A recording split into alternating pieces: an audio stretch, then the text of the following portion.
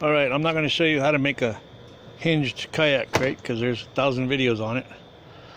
But I did the same thing, but let me show you the spin on mine. Yours can do this, but can yours do this?